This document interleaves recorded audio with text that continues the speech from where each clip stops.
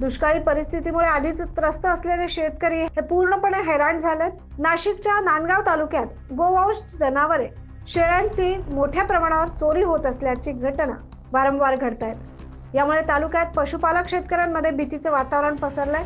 नांदगाव तालुक्यातील न्यायडोंगरी येथील 2 वेगवेगळ्या गुन्ह्यांमध्ये चोरलेल्या 5 जनावरांसह 20 वर्षीय यशवंत सुनील राठोड या संशयितास पोलिसांनी अटक केली आहे।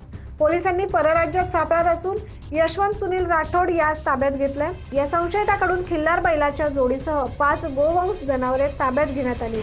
या संशयितांकडून अधिक मुद्देमाल हस्तगत होण्याची शक्यता पोलिसांनी व्यक्त केली आहे। दरम्यान पशुधन चोरट्यांचा बंदोबस्त करावा अशी मागणी जोर धरू लागली।